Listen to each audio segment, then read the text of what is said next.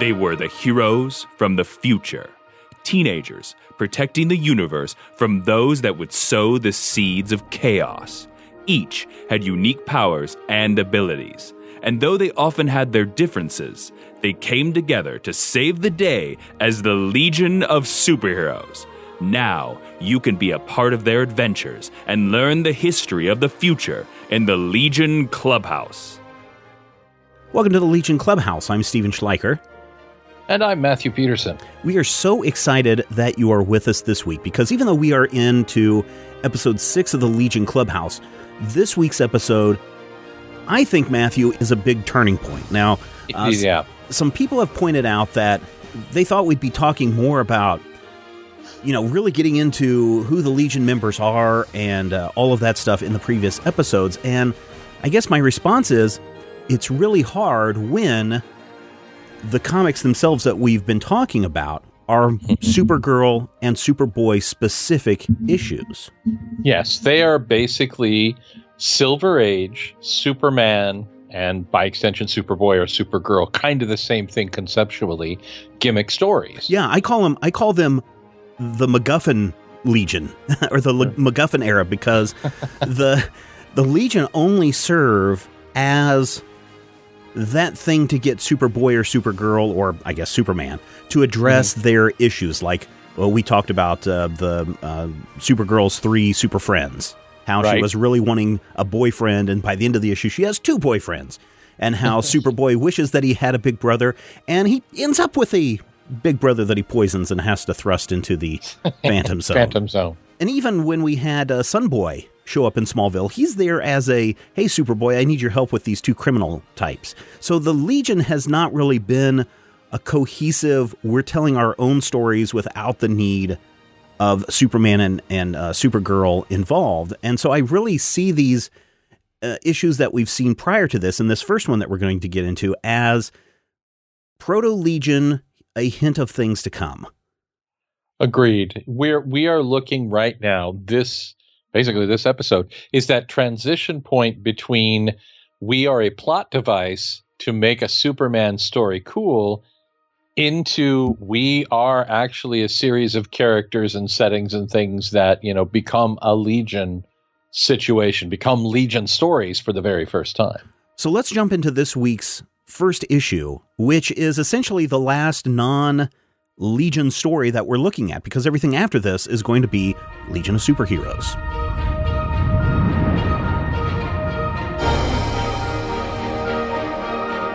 Superboy number 98, The Boy with Ultra Powers, published July 1962, written by Jerry Siegel with art by Kurt Swan.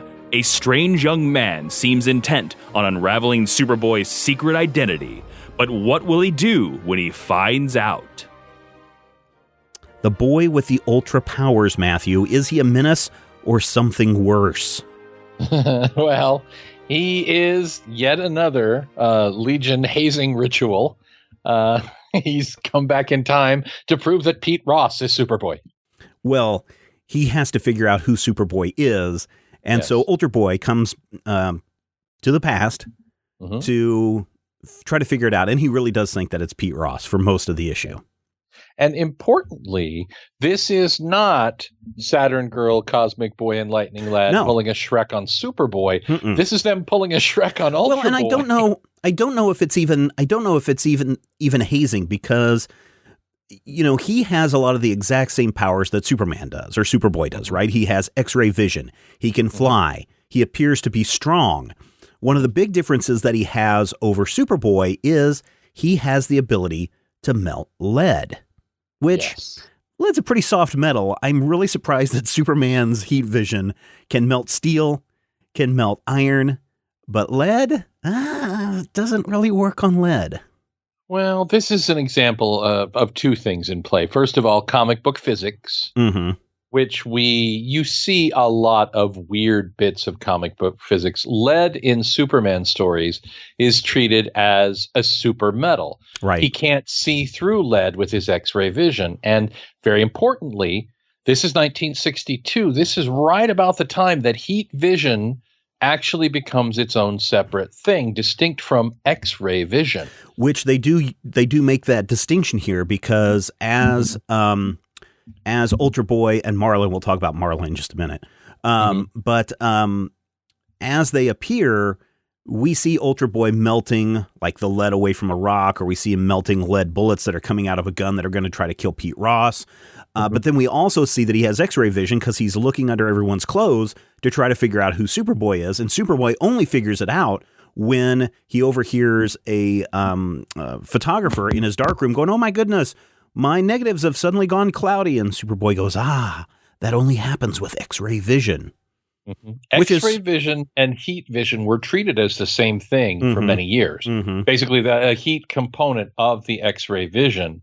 And it's right around 1961 that we actually see heat vision as a thing start to come into play. So I think that I can't melt things with my vision is an extension of X-ray vision can't go through lead. Right. So by extension of stupid comic book physics, Superman can't, or Superboy can't melt the lead with his X-ray vision because it's X-ray proof, I guess. Well, it's too bad for that photographer and anyone who needs to go through the X-ray at your airport. I was always, even in the mid 90s, I was still not wanting to go through the X-ray machine at the terminal with my canisters of film, because I was always telling them, "Hey, I've got canisters of film, or I've got 3/4 inch pneumatic tape that I don't want to get scrambled by your penetrating radar." And so I always had them hand check that stuff. And man, I smuggled so many drugs into the country that way. Shh. Oh, sorry. No, I think that just completely as an aside, do you remember when the shoe stores had X-ray machines where you could look at the bones in your feet? No, I do not. I do, and it may be because I was in a very small town in a very old neighborhood, but I'll tell you this. Being able to look at the bones of your feet when you're that small may have made me less afraid of X-rays as a thing. Oh, yeah, I'm not afraid of X-rays. There's no videotape in my feet, as far as you know. And I am a robot. And to this day, when the moon shines bright, and you look ghost. down just right, you can still see the glow from the phosphors that were injected into his young child feet. Someday, after the apocalypse, thousands of ghost feet will come tromping out of the radiometric machines in the Browns shoe fit in Concordia, Kansas, and they will just stomp across the world with their glow-in-the-dark feet. There's a couple of other interesting things that happen in this story. Now, obviously, this has happened prior to this issue, but Pete Ross knows that Superboy is Clark Kent. And for years, he has been writing in his diary, "Dear Diary, it's a shame that Superboy doesn't know that I really know that he's really Clark Kent." But apparently... He knows that I know that you know that we know. But apparently by this issue, Pete Ross is like, "Hey, wait a minute. I ought to lock this thing up. Or maybe I should just stop writing that Clark Kent and Superboy are the same person in my diary over and over again." It may have actually been Pete's very first appearance when he figured out, or when he actually saw Superboy, because they were at Boy Scout camp together, and Pete saw Superboy have to change in an emergency. Oh, okay.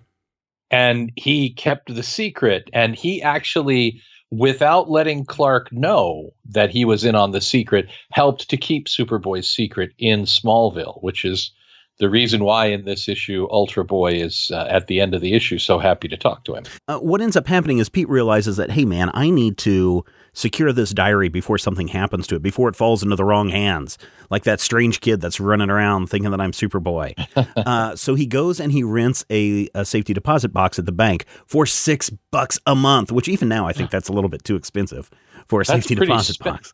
But for 1961, that's like $1,100 a week. Oh, yeah. Mr. Limley, who's at the bank manager, even says, "Well, that's mighty steep for a young man like you. You sure you can afford it?" And Pete's like, "No problem." Pete goes into the vault to put it in there, and poor Mr. Limley suffers another heart attack. Yes, there's a lot of stress in 60s banking and a lot of nitrates in 60s bacon. I guess because, man, the point that the other people in the bank are like, "Mr. Lemley has suffered another heart attack. Quick, call the police." It's like, what? Another heart attack? To the hospital. The time lock won't open automatically for another 12 hours. Only he knows the combination for the vaults. And poor Pete Ross is going to suffocate if he's locked in there. So the problem is Superboy can't see through lead, but he knows that Ultra Boy can. And so, vision. Yep. And so he uses his Ultra Vision to figure out the combination, or at least to read off the numbers of the combination so Superboy can unlock it. And then Pete Ross and Ultra Boy share a little nudge and a wink because they know the secret. And as a reward, which is something that's really weird, Ultra Boy gives him a little token that will allow him to travel to the future to be part of a Legion of Superheroes club meeting. Yes. Pete is the first honorary member of the Legion of Superheroes here. I think that's pretty cool, but also I'm curious on how that pays off, because does that mean that a member is like, oh man, this week's my week to go back in time to pick up Pete Ross, bring him forward to the future. Go get Pete. I'm trying to remember now. Does he ever call that token in?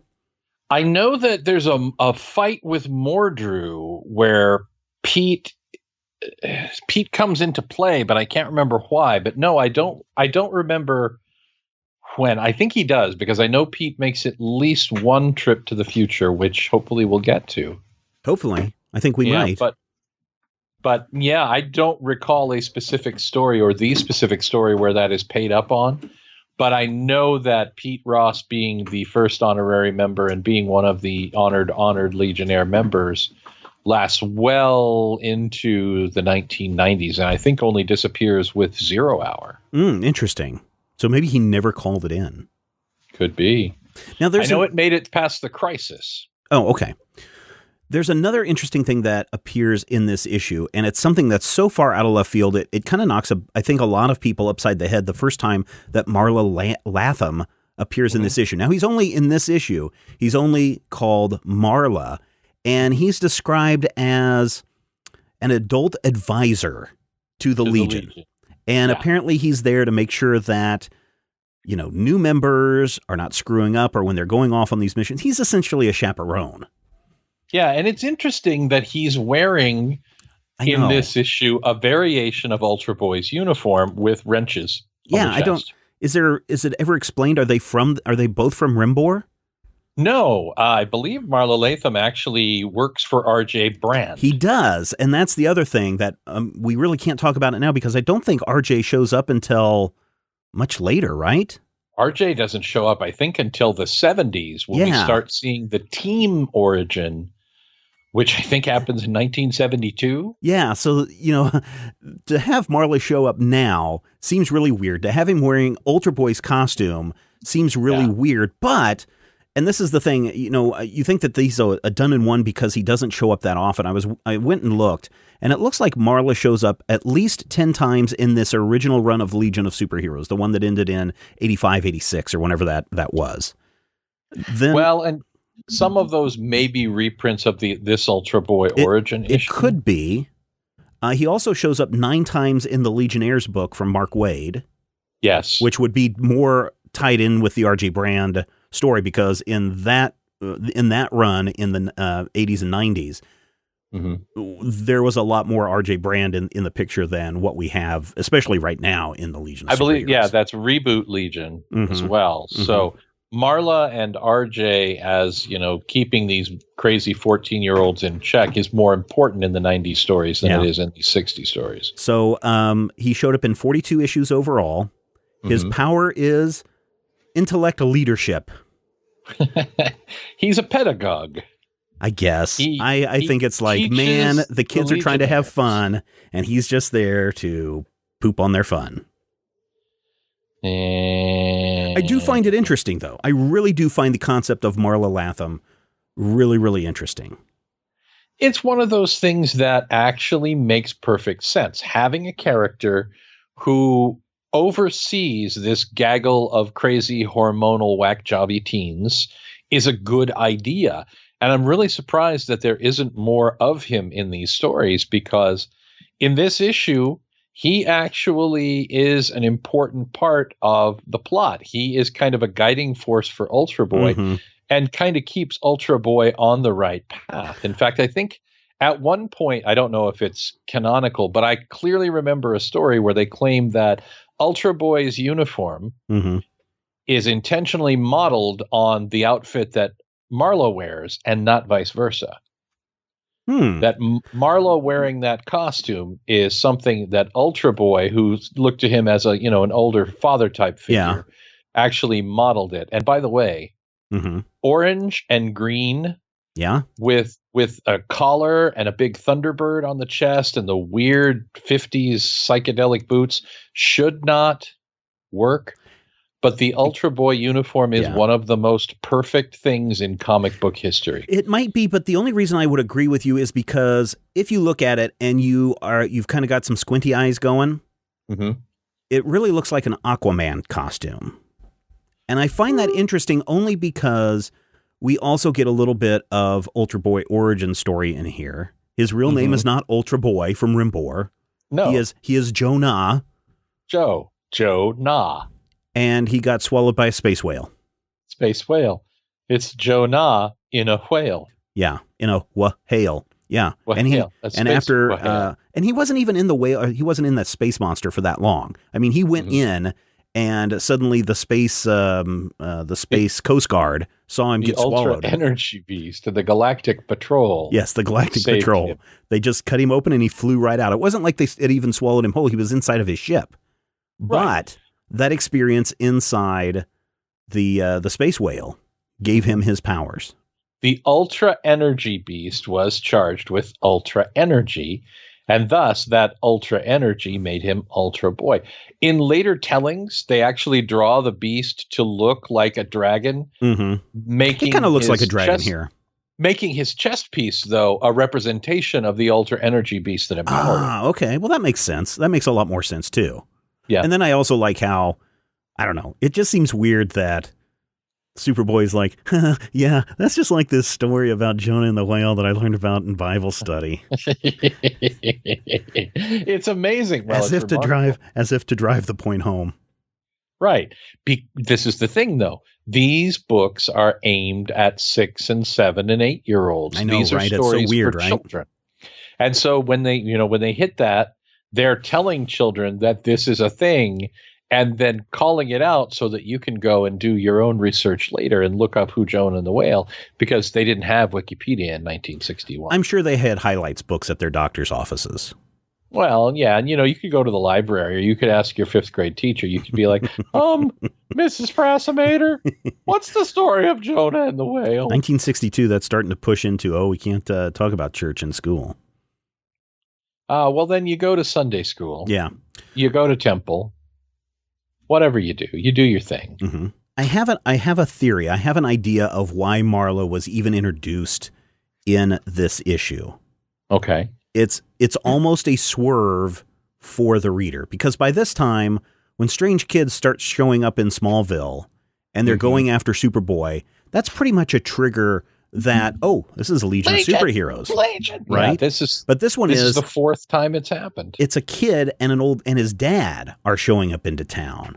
And so when they start taking off their costumes, and they are costumes we have not seen before, and Ultra Boy is talking to someone we will be searching for and intercepting, and it sounds very devious and mysterious, and you almost start to wonder, are these guys bad guys from the future? And then it's revealed. So I actually think that even though I think Marla likes to put the harsh everybody's mellow, I actually think Marlowe serves a key purpose to this story to throw the reader off the track.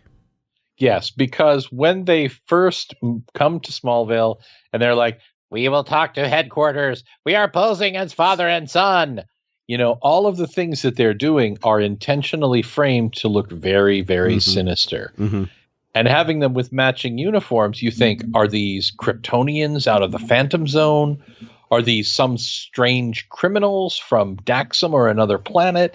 And when you get to that swerve, I think you're exactly right. The presence of Marla makes you go, I didn't even think Legion, because there's an old dude involved. Yeah. So this is a very interesting story, and I give Jerry Siegel some credit for throwing in the old man swerve. The old man swerve is good, and Kurt Swan kills it. Oh, yeah, I was going to say, this is all Kurt Swan, so I knew you had to be melting over this. Oh, I love this. And this is the thing. Ultra Boy's costume is perfect, perfect, perfect. And did I mention perfect? If you don't draw it just like Kurt Swan with a big weight belt and the big floppy Jaguar boots, you're doing it wrong. This is the issue. Why? This is the story that really makes me dig Ultra Boy and have the appreciation for Ultra Boy that later kind of evolves into, and he kind of evolves into something different than what we see here. Yeah, it's a really fun story. Yeah. When we talk about Legion of Superheroes creators, of course, we've talked about Otto Binder and we've seen the influence of Jerry Siegel and other creators, but very few writers get a chance to reimagine the entire Legion of Superheroes, and even fewer get a chance to reimagine them twice. That distinction goes to Mr. Mark Waid, who had a chance to do the reboot Legion in the 90s, and then again in the 2000s. I had a chance to sit with Mr. Mark Waid to talk about the Legion of Superheroes, his love, his favorite heroes, and what it's like taking on the challenge of rebooting classic characters. Mark, welcome to the Legion Clubhouse. Thank you, sir. I've got a big question. When did you first meet the Legion? That is easy. That is Adventure 353, which is the second part of the first Fatal Five story, the one in which Feral Lad dies. I remember this distinctly because I had only read, a couple of dozen comics up to that time, and I certainly was completely baffled by the death of a character. That struck me as very strange. Mm-hmm. And then that caused you to then go back and look and say, oh, look, well, here's where Lightning Lad died, and here's where he came back, and look at all these characters that have maybe died and returned to life throughout the Legion history. Back and look, you kids today with your free access to old comics and comic stores.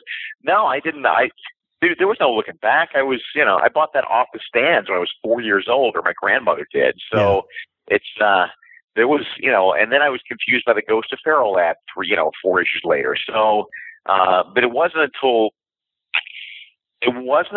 let me do the math real quick, 73, maybe, so I'm 11 years old, and I found a copy of a Legion fanzine that had an ad in it from Mike Flynn, a famous Legion fan, where he was selling back issues of Adventure Comics. So I'd ordered from him, and I got just a 20 or 30 old back issues, starting with issue 300, random. But that's when I started to really get a taste of what had happened with the Legion and what was going on before me. That and reprints in Adventure Comics. Sure. Well, you're only about 9 years older than me. So when you say you kids these days, my experience with Legion came right after Crisis on Infinite Earths. And then I really didn't get into it until your series in 94, because you came off this great Flash run, or you were in the middle of it. And then you also had Impulse. And I was like, well, what else is Mark Waid doing? And then I run into Legion and the Legion of Superheroes and Legionnaires, or whatever the other series was. And I just ate that up, and I wanted to know more and more about them. And fortunately, around that time, or within that time frame, they came out with those great phone book issues of the black and white Legion stuff. And today I still point people to those and say, if you can find these, that is your best source to get some of those great back issues. Yeah, absolutely. So the death of Pharaoh seems to have impacted you greatly. Does that mean that Pharaoh is your favorite Legion member? Oh, gosh, no, I like Feral Lad a lot, but I'm not listening to you using the post-crisis name Pharaoh. No, Pharaoh, it's a toss-up on any given day. Depending upon my mood, my favorite Legionnaire is either Brainiac 5 or Mon-El. Mm-hmm. Brainiac 5 because I always gravitate toward the geniuses in the team, and Mon-El because of the Superboy connection, and because I like the costume. I like the tragedy of having been in the Phantom Zone for 1,000 years. Mm-hmm. Do you remember what key element needs to be in the anti-lead serum in order for it to function? Oh, what is it? I know that it was Brainiac added it into it, but I can't remember it off the top of my head. We just talked about it a couple of episodes ago. It's kryptonite. Oh, is that what it is? I thought it was like PTYX or something. Nope. That's the key element that needs to be in the anti-lead element, the anti-lead serum to make it work. Now, here's a more complicated question, to which if you fail the kryptonite question, then you probably won't get this one either. But I like it because it's a weird Legion fact. Mm-hmm. That came purely as an editorial blunder, because if you go back and look at the original Mon-El story, mm-hmm. at the end of chapter 1, there's a scene in which Mon-El's asleep in his bedroom, and Superboy creeps up on him and shines kryptonite on him to find out whether or not he's secretly a Kryptonian. Right. Like he says he is. But what is the kryptonite in but a lead box? Mm-hmm. And it doesn't affect him. And why doesn't it affect him? Well, E. Nelson Bridwell, who was the assistant editor, answered that years later in a text piece, where he explained that the reason is because kryptonite helps shield him from the effects of lead, and that is therefore the key element in the anti-lead serum. So look at that. The more you know. Look at that. Yeah, no, I mean, that's definitely something that came up in my thinking when we were reading that. That was like Superboy 89. Yeah. And Mon-El is one of my favorite characters as well from the Legion. I think also because he was stuck for 1,000 years in the Phantom Zone with the worst people in the galaxy. Right. But yeah, that's something that does pop up. You say that, but you haven't been on Twitter lately. But go ahead. No, I totally understand where you're coming from on that. Yeah. But I think what to you makes the Legion work? I mean, when we talked about Otto Bender and creating the Legion, I mean, he was super progressive and was putting a lot of progressive elements into that very first story. And I think that's one of the reasons why I think it's lasted. But why do you think the Legion has stuck around for as long as it has? I think there's a couple of reasons. And again, I don't know that I'm right or wrong, but these are just my observations. I think that, first off, that it has traditionally been a utopian future, makes it stand alone in much of the comic book pantheon, because we tend to make futures very dystopian, very Mad Max, very bleak. And DC was very good about utopian futures. And that's, there's the appeal of that. There's also the fact that it's fairly unique in the medium. The other factor, and I think this is probably a stronger play, is that there's always so many Legionnaires on the team that everybody who's reading it can have a favorite. Like if you're reading Justice League and there's 7 guys on it and you don't like any of them, you're not going to read Justice League. But with 30 Legionnaires and supporting characters and so forth, you're going to find somebody you like, and it's going to be like that obscure band that you like that nobody else has heard of. You're going to be the one who likes Shrinking Violet, or you're going to be the one who likes Pharaoh Lad, Yeah. I think that's a big part of the appeal too. I wonder, I mean, again, not saying that you're old or anything, but did you ever get a chance to meet with Bender or Jerry Siegel? No. Well, Siegel briefly once, but just only in passing. Oh, okay. Bender, no. Sadly, that would have been great. I never got to meet. I did get to meet Al Placino a couple of times. Very convivial gentleman, very nice, very humble. And then you have to get to Kurt Swan before you get to people that I met that had anything to do with the Legion. Mm-hmm. I was just curious because it seems, and this is my own little conspiracy theory that we've talked about on the show a couple of times, it just feels that when you read the Bender stories and then a few episodes or a few issues later, you see Siegel doing the same thing and making it his own. I don't know if it was just because the comics are very, the readership is very small and changes over very quickly back then, or if there was something deep inside that said, hey, I am the Superman creator. I want to manipulate this to my own creations. That's a good question. I don't know, and I wouldn't be surprised if it was a little bit of both. Interesting. Okay. All right. So you're a big fan of the Legion from age 3 or 4. What happens when you are approached, and I'm guessing DC approached you and said, we're thinking of rebooting the Legion. What are your thoughts? Well, let's backtrack, because there's a couple of other Legion touch points in my career. One of them was that before I even started working at DC Comics, I was the guy who did that official index of the Legion of Superheroes that Eclipse Comics published back then. So that involved, I'm not kidding, literally a month of my time. When I got up in the morning, I would read and catalog Legion comics all day long, and then I would go to bed. And you know what? That was the best month of my life. That was awesome. I could do that for not for a living exactly because I didn't pay worth a damn, but I could do it for some good money. Mm-hmm. And then once I started on staff at DC Comics as an editor, one of the first things that fell into my lap was who's who in the Legion of Superheroes. Mm-hmm. And, again, who better? Because I know this stuff like the back of my hand. So I got a chance to edit that and then write a ton of the entries and a ton of the material that's in there. So, by the time we got to the reboot era, I was on good terms with Casey Carlson, who was the editor. That helped. Well, let me backtrack. Remember, I also did the few issues leading up to the reboot, the end of an era story arc. And so that, again, came from having a friendship with Casey Carlson and them wanting to sort of close it out in style with somebody who knew the Legion history. And so I came on board with the rest of the team and got that out. And then from there, it just seemed like everybody seemed to be thinking I was doing a decent job of the Legion. So why not give me the reboot? And I'm to this day, I'm still of two minds. I mean, on the one hand, I think we did a good job. I think we acquitted ourselves pretty nicely. The DC sent an advance copy of the trade paperback that collects the first, 5 or 6 issues of each of those books. I think that's out. Mm-hmm. It's coming. I think it's out. That's coming Wednesday, the 12th. I think it holds up pretty well. The part that makes me squidgy is that from a very early point, we started to redo old Legion superhero stories with a twist rather than continue to progress down our own path. And I don't think that did anybody any favors. Then it just kind of becomes Legion karaoke.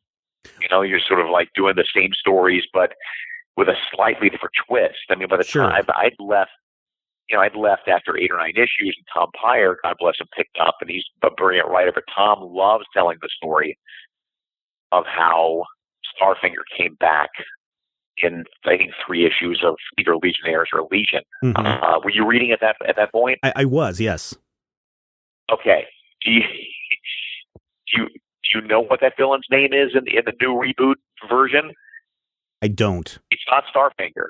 It is not anything. He has no name. For 3 issues, he has no name because the editorial department thought Starfinger was a stupid name, so they would try to come up with a different one. And if you look at those 3 issues, nobody ever bothered to do it. So it's 3 issues of a villain who never had a single name at all. So, that was my experience with the reboot, is coming on and helping craft the new direction. And I was very happy to be doing so. By the time I left, it was really because I was swamped with other stuff to do. Well, let me just stroke your ego a little bit, because okay, I'll take it. Yeah. By 94, when the new Legion series is coming out, there are a lot of people who were not into the Legion because of the huge continuity that went behind it, and of course they've got the 5-year Legion that was just wrapping up. Cap, yeah, and that I think was conflicting for a lot of people. And so when this series starts off and they are much younger than they were the last time people saw the Legion, this is something that people could get into. This is something that was interesting and entertaining. And I would say, yes, there were some stories that started to get retold, but people who were just new into Legion didn't know those stories. And so I kind of look at this version of the Legion as kind of what Ultimate Spider-Man did for Spider-Man fans. Yeah. Where you can, jump in. Yeah. It's a great place to jump in. Yeah. And even when you have some of the stories being changed, or you have a character being changed into Livewire instead of Lightning Lad, I think that's okay. And I think that's pretty natural. And I think that works. And I know that there are people who are diehard fans. My co-host is a diehard fan of the original Legion, but for me, this is my Legion. That's kind of like your Doctor Who. Well, that's cool though. That's nice to hear. I don't get that very often, honestly. I get a lot of people who call it the Archie Legion, and a lot of people who are disappointed that we didn't stick with original continuity. And honestly, there was no ego involved. All of us working on the books would have loved to have continued with all the original continuity because we loved it. We loved all the history that involved the Legion. But no matter how we tried to approach it, with Crisis, we were, and then Zero Hour and all that stuff, we were always undone because, Superboy's not around, Supergirl's not around, the Hawk people aren't around, the Thanagarians we had no access to, Green Lantern we had no access to, which, was invalidated Ron Fedor's backstory. Every time we looked, there was some other element that we couldn't use that we felt sort of eroded the foundation of the Legion, and we kept trying to patch it up, but after a while we just got tired of patching it up. And I distinctly remember standing in colorist/writer Tom McCraw's basement with editor Casey Carlson, and I distinctly remember saying, we can't build a house on shifting sand. We just can't. Mm-hmm. And so from there, we decided to kick off. The one on a marketing level, the misstep was that for whatever reason, I think it was because Paul Levitz was upset that we were ditching his old continuity and didn't understand that we weren't doing it with malice, that we were not allowed to have #1 relaunches like everything else that came out of Zero Hour. We were stuck with Legionnaires 19 and Legion 64 or whatever it was. And because of that, not enough fans knew that this was a brand new Legion. Certainly not enough retailers knew that it was a brand new Legion because they were ordering based on whatever they were ordering last month. So we kind of started from a backseat position in terms of the sales and the marketing, but. I think we acquitted ourselves pretty well. I thank you for the compliment. I know everybody who worked on it with earnest and sincerely and with deep love for the Legion. There was also a bit of a problem, I think it was during your run, with you couldn't use Superboy as a founding member of the Legion. Right. Make me nuts. Again, without him as a founding member, I think what we had to say during our run was kind of hand wave it as, look, the Justice League existed in the 20th century, and now we can have the Legion in the 30th. They're inspired by the Justice League, which doesn't work as well for me. But again, you just kind of do what editorial lets you do.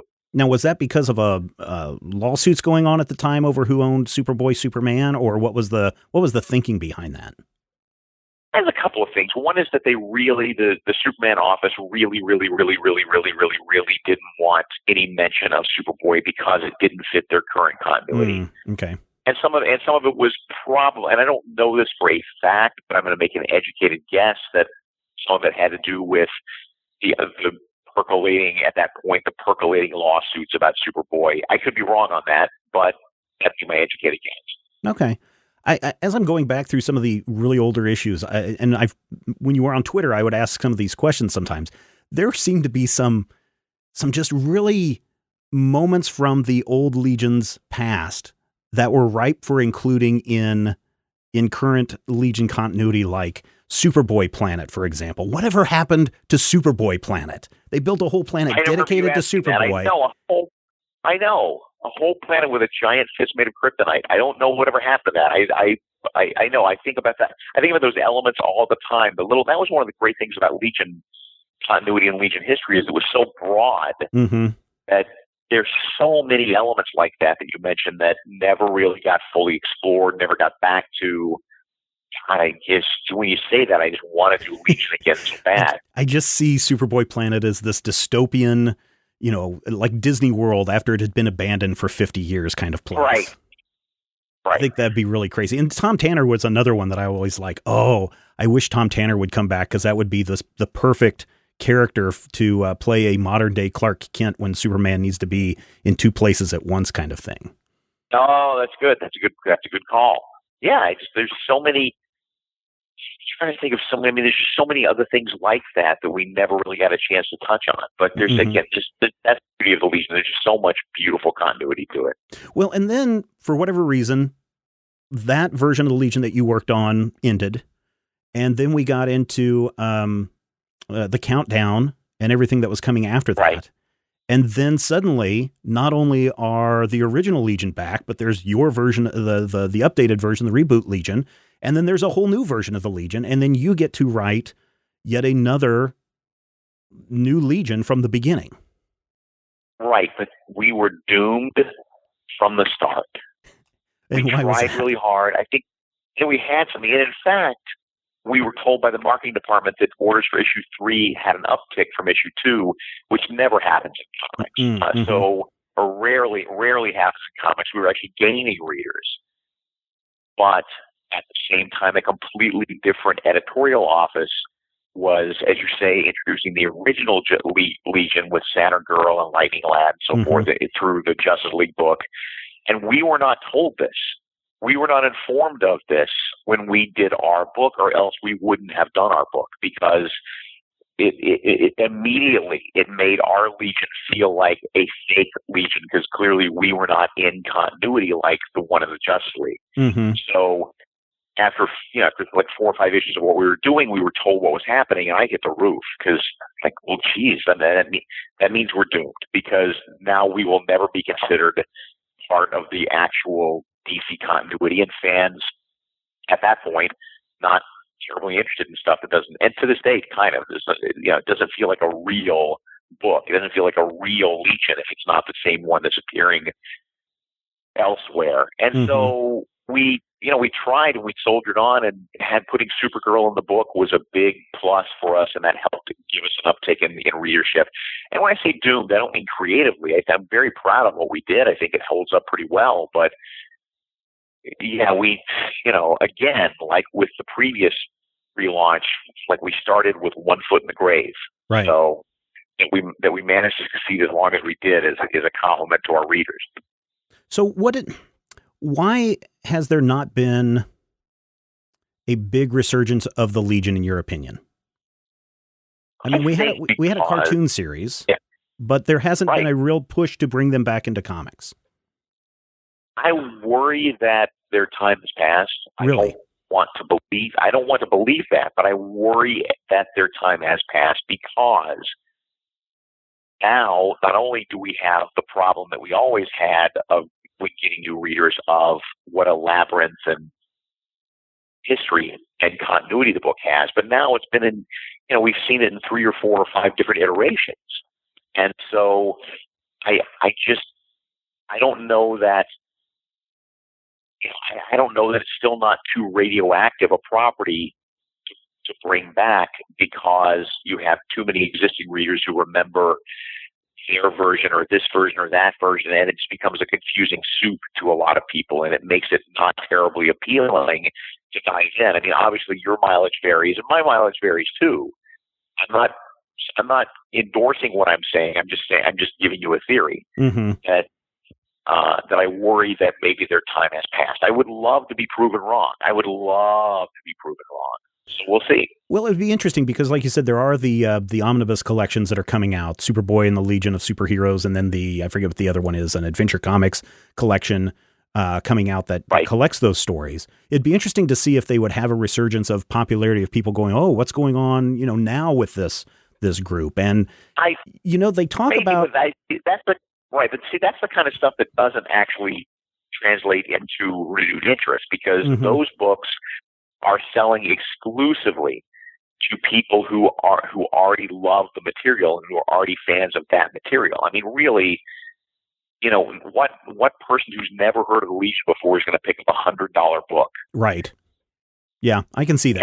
And then, I'm not trying to pick an argument with you. I'm just saying that's my 2 cents on it. I could be wrong again. Well, but then I also look at, in our current political climate, if you're talking about the Legion of Superheroes to you represented this utopian future, it almost feels like this would be the perfect time to bring back the Legion. Yeah, that's true. That element might help it survive, because again, God knows we need some optimism right now in this country. And so hopefully, again, I don't quite know what the plans are I've heard several different versions of plans for Legion in the coming years. I don't know if any of them, will happen, and which ones might happen and which might not. I know that the DC, now that Jeff Johns, who is a co-president there, loves the Legion, and so that helps.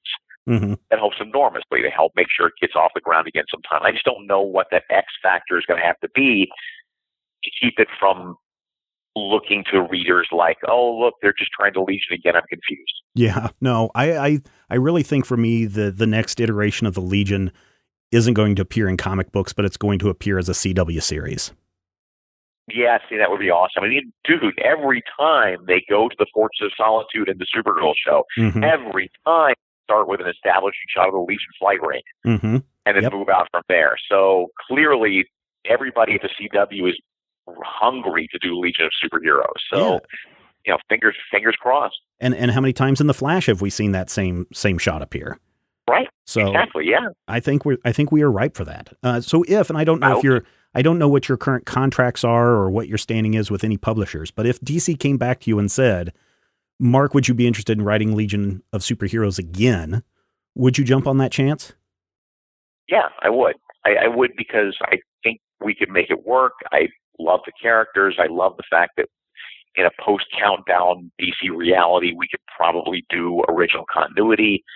And honestly, the appeal of being somebody to go back to that well a third time, you know, and reboot it a third time, you know, amuses me and appeals to me. So yeah, if the opportunity came up, I just don't, and I would certainly be available. I just don't know what their plans are. Yeah, cool. Well, Mark, I want to thank you for taking the time today to be part of the Legion Clubhouse. It's always a joy whenever you come on to any of our podcasts. And if you ever want to chat about a specific issue of the Legion ever again, just let me know and we'll create a special episode just for you. All right, sure. I appreciate it. Thanks so much. I had a very good time. I hope to talk to you again soon.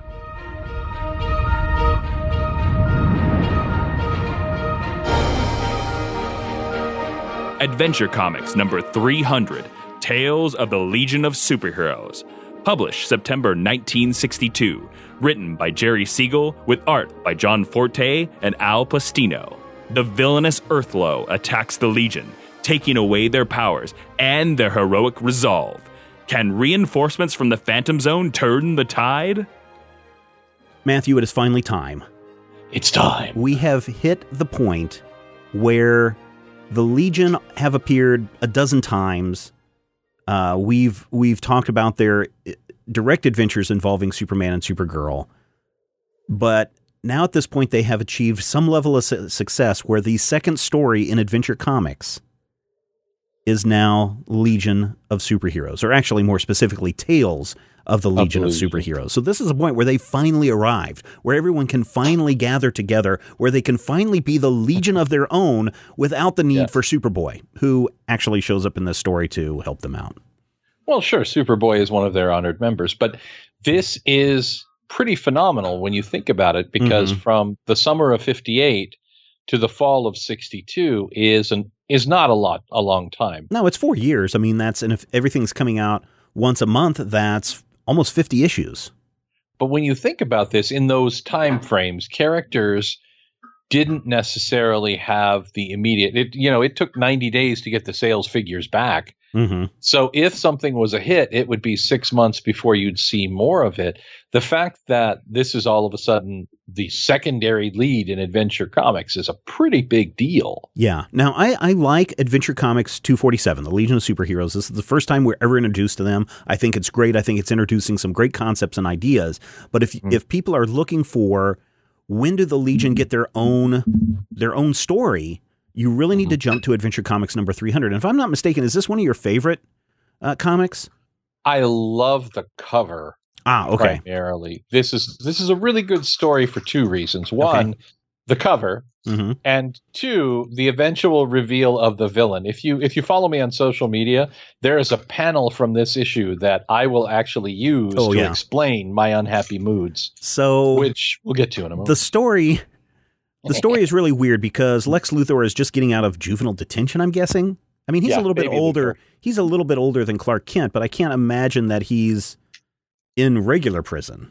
He's 19. Or maybe because there's a weird thing where in another issue, Clark actually goes into jail undercover with Luthor, and it's like a regular person's prison, not a juvenile detention center. Well, and it's the 60s. They may not have. Well, that's true. Prisons. That is true. But anyway, Clark Kent is there to go, hey, I just wanted to check out and see if you were going to continue to be evil. And Luthor's like, I will be evil till the ends of time. Superboy will rue the day that he ever crossed paths with me and ruined my life. Rue the day? Who talks like that? Lex Luthor. Or I'm sorry, the villainous Earthlow. Earthlow. is the one who Earthlow. speaks this. So apparently Mm-hmm. at the Legion Clubhouse, Mm-hmm. everyone's powers are going wickety whack. Right? Cosmic Boy's magnetic eyes, which, okay. Were they magnetic eyes? I don't know if they're magnetic eyes, but he has magnetic powers, and he melts a poor robot who's like, I'm melting. Yep. And the Sun Boy melts things down, which, by the way, Sun Boy gets a new power here. Which is?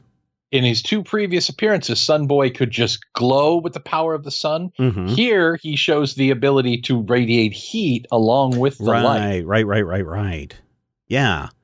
And unfortunately, the problem is all of the other Legion members are off doing important space missions. Space stuff. Invisible Kid is off in space. I do like that on the wall they have these monitors that show you exactly what everyone is doing at any given time.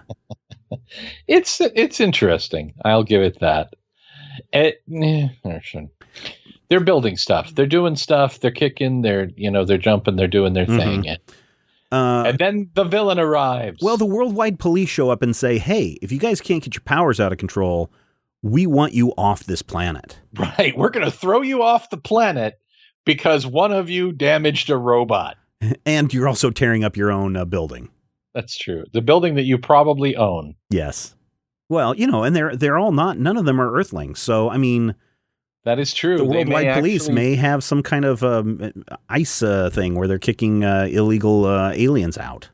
It is entirely possible because, I mean, the United Planets is a thing, but, well, with the exception of Invisible Kid, who doesn't appear in this issue, none of them are from Earth. Right. And the other thing is, and this kind of a little foreshadowing, I don't remember when it officially appears, but Earth Boy, who is your least favorite Legion member.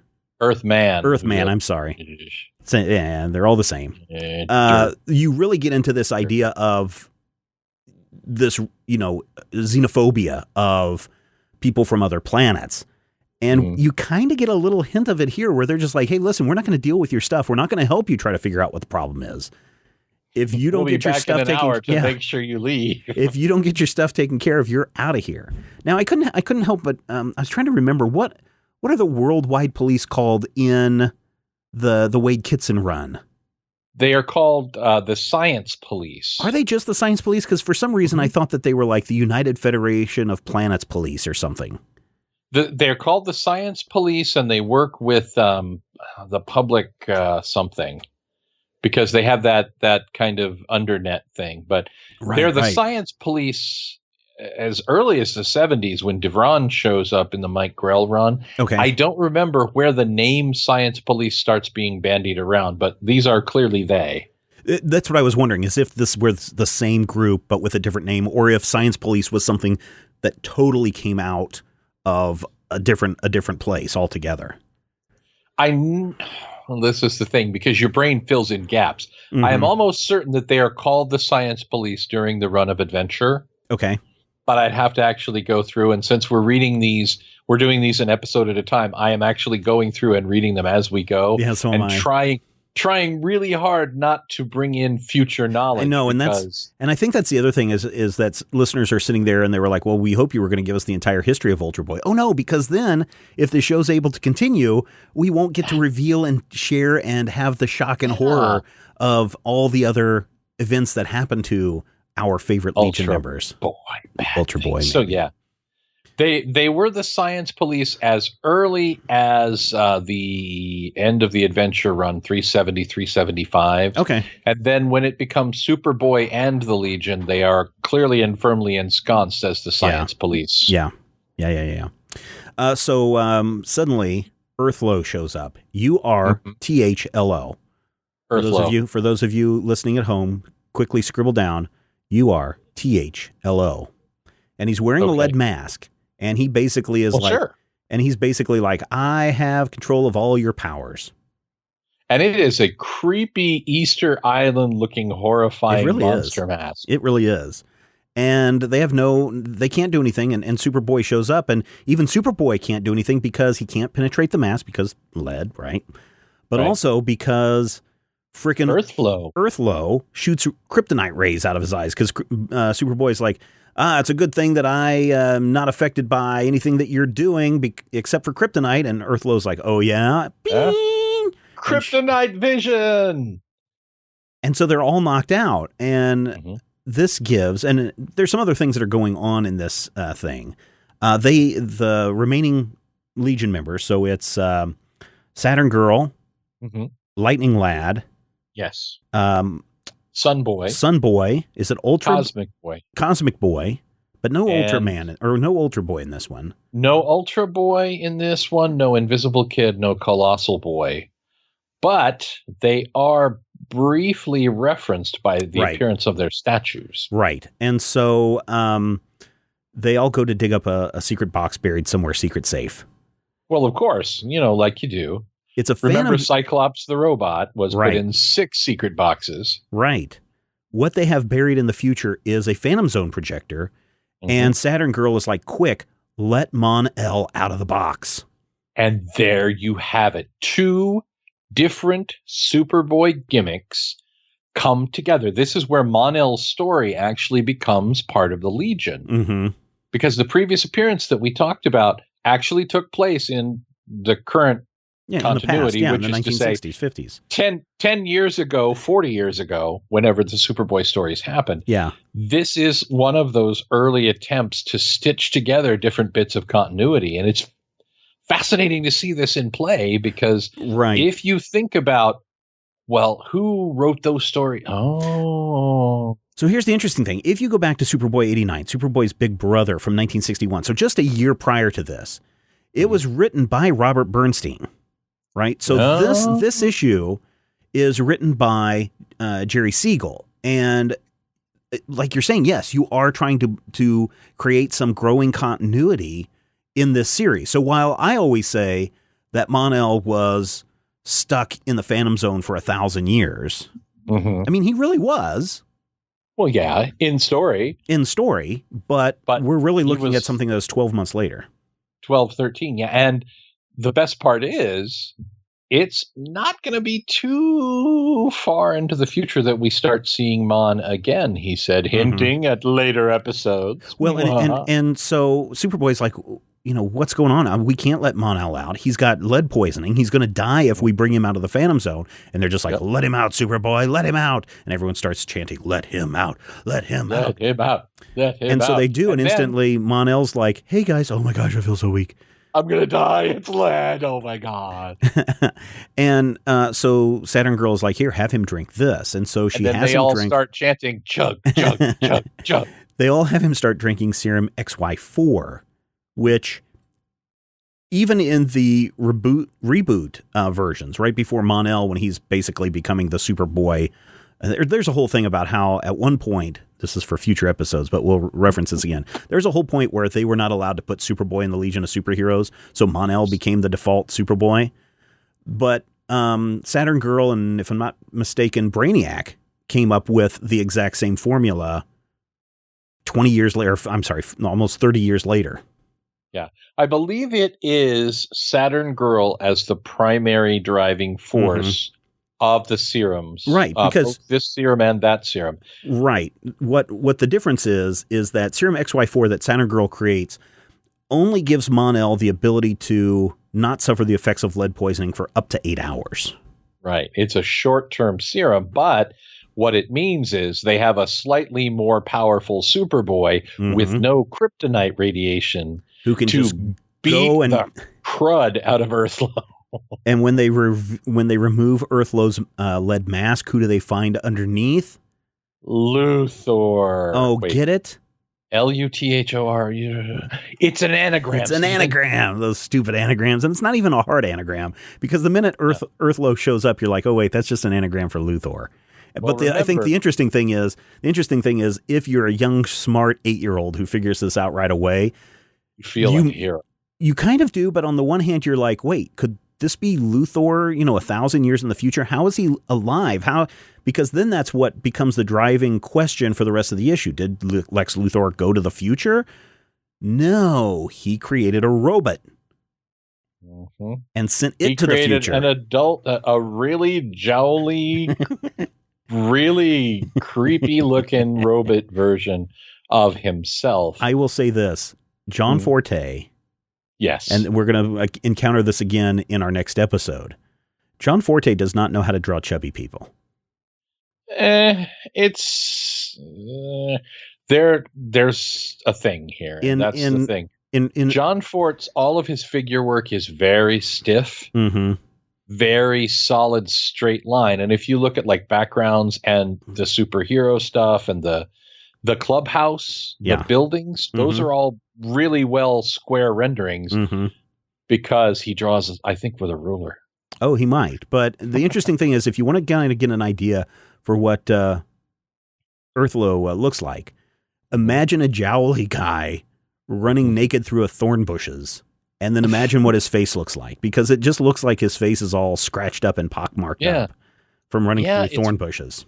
It's really weird that Lex would like picture his adult self as having been scarred in some sort of weird buckshot implosion. Yeah. I don't know.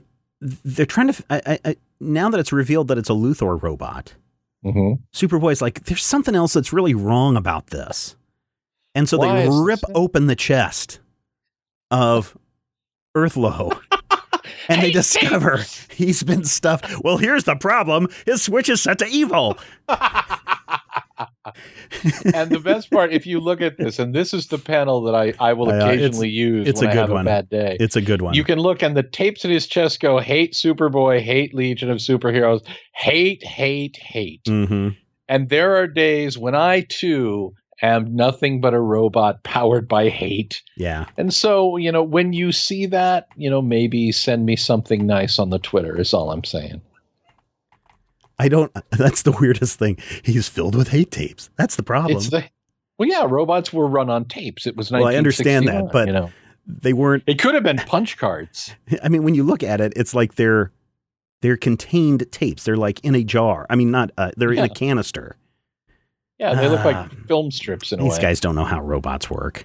You don't know how robots work. I've seen what Boston Scientific or whatever that group is doing. I know how a robot works.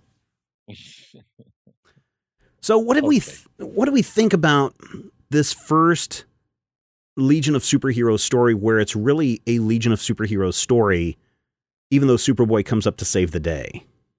They've stitched together several disparate things, and this is really the point where we've talked a lot about your MacGuffin theory, and a lot of these bits and pieces of interesting stuff happening, or here's a fun little thing, and this is something strange with that. This is the point where they're trying to put it all together into, I don't want to say cohesive, because that's not a word for the Legion ever, but at least a future that takes into account everything. And putting Mon-El in there and putting a little bit of Luthor, but having Superboy as just a member of the team. So that makes me wonder if, before Adventure Comics 300, the Legion is the MacGuffin. Superboy kind of comes off as the MacGuffin here.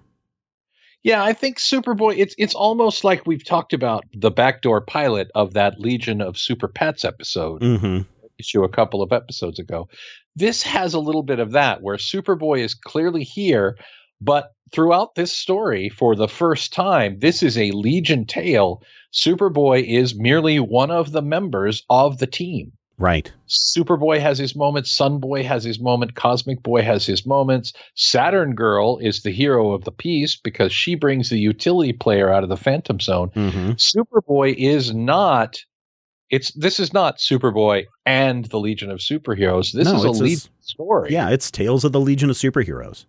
Featuring Superboy. Yeah, no, it's totally reverse. It's like when you see people hit the event horizon in a cheap sci-fi movie, right? It's like everything's black, and then they suddenly hit like this mirror plane, and it's like bam, and it ricochets back in the visual effect. That's kind of how it's been going up until this point. In this episode really kind of creates that moment as we go from Superboy 98 into Adventure Comics 300.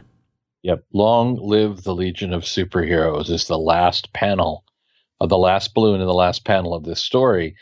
And Superboy is barely even in that last panel. And it's almost like that changing of the guard. It's that moment of, We are no longer reading a Superboy story with these weird kids in it. This is now their show, and then they can go and, sink the ship or do whatever they do for the next 45 odd years. Well, Matthew, we have reached the end of another episode. What have we learned this week? We've learned that if you're going to travel in time, make sure that your face is horribly scarred and anagram your name. You'll be Entsef, and I'll be Wet Ham. And our robot selves will be powered by hate. No, mine will be powered by Chocolate Ripple. Chocolate Ripple and or hate. Yes. Well, Chocolate Ripple is hate. I mean, if anybody makes you eat that, they're very hateful. Sort of it's a dual engine. You're a hybrid. You're like a Prius of hate and or Chocolate Ripple. I think if there is one thing that we should take away from this entire series so far is that it does take a while for something to catch on. Just because a character, editorial suddenly decides that, hey, this character is suddenly going to have his new series and he's going to be the biggest thing since Nightwing, and we can get rid of Nightwing and we can create an all new series with this all new character, doesn't mean that it needs to work that way. I think what you see over these 4 years of Legion tales and their appearances in the various books is it took time for them to build an audience. Obviously, they were popular in the Legion of Superheroes in the very first Action Comics at 260 or Adventure Comics 247. But it took 4 years for them to finally say, "Hey, we got something here. Let's run with it." Now, granted, they're still a backup story to Superboy, but still, give it some time. Let it find its audience. Let it grow, because if it can find its audience and you can tell those tales for that audience, you're going to have an army of fans ready to plunk down the money. For 50 years. Next time on the Legion Clubhouse, we will be taking a look at Adventure Comics 301 and Adventure Comics 302. We may just find the secret origin, or I should say, the worst secret origin of all time. So until next time, I'm Pocket Fisherman. And I'm You Ain't From Around Here, Are Ya, Boy? Take care. The Legion Clubhouse is a production of Major Spoilers Entertainment, LLC, and is produced by Steven Schleicher.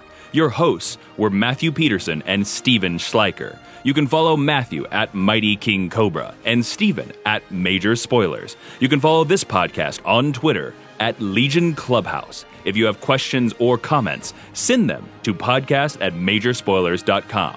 I'm Jason Inman. Until next time, eat it, Grandpa. This podcast is copyright 2017 by Major Spoilers Entertainment, LLC.